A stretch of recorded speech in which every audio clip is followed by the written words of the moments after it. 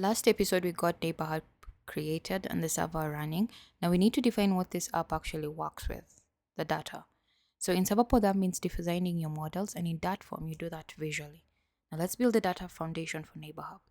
Before we jump in, a quick word on what models are in Serverpod in case you're coming from a Flutter background and haven't worked with Serverpod before. Models in Serverpod are your data structures. They describe the shape of your data, what fields exist, what types they are, which ones get stored in the database. Serverpod stores models as YAML files with a .spy.yaml extension. When you run Serverpod generate, those YAML files become Dart classes on the server, on the client, and in your Flutter app. Now, Dartform sits on top of all of that. You design visually, Dartform writes a YAML, and you generate from there. You never have to touch the YAML manually, but it's always there if you want to, which we'll actually see in a moment. Now, from the project workspace, click into the Data Modeling tab.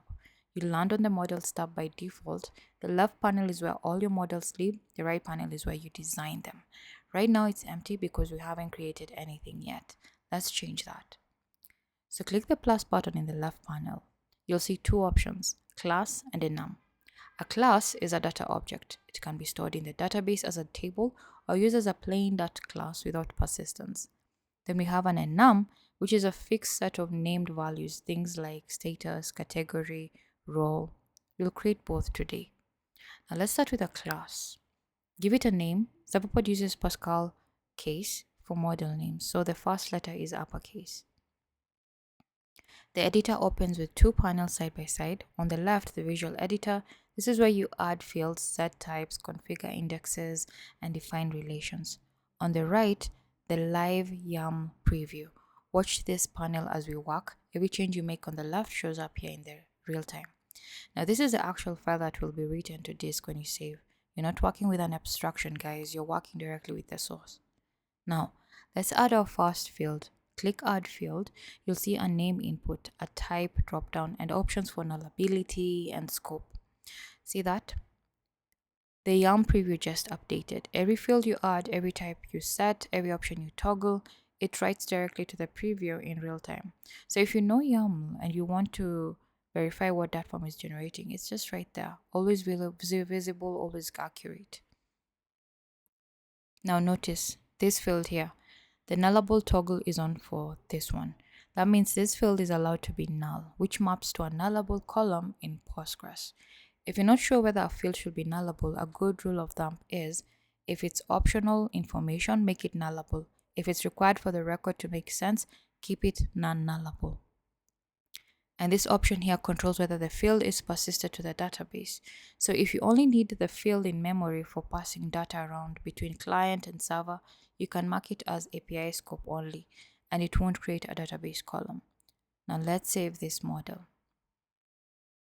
Saving models write the YAML files to your project's models directory inside the server package and turns those YAML files into actual Dart classes for your project so that your project can use them. And that's it. It's on disk, your project has its first model. I'm going to create the rest of the NeighbourHub models. The process is identical for each one. You click plus, choose class or enum, name it, add your fields, and save. Watch the left panel fill up, okay?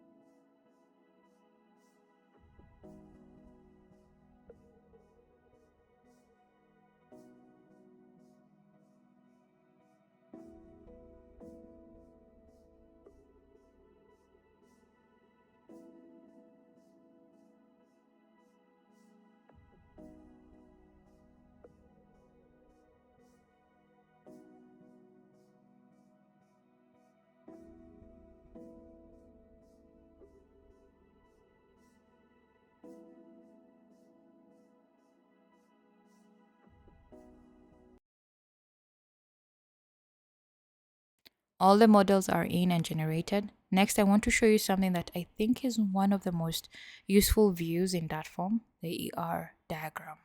So you click the ER diagram tab at the top of the data modeling panel. And as you can see, every model we just created is now a card on this canvas. You can see the model name, the fields inside, and the type of each field. Models with a database table are labeled table, plain classes are labeled class, and enums are labeled enum. Right now, the cards are positioned automatically, but you can drag them anywhere, okay? Arrange them however makes sense for your mental model of the data. Now, you'll notice some models don't have lines connecting them yet, and that's because we haven't defined relations yet. Relations, how models connect to each other, are what we're covering in the next episode. But even without relations, this diagram already tells you something valuable. You can see the full shape of NeighbourHub's data in one view. If you want Dartform to arrange everything for you, you can always click Auto Layout.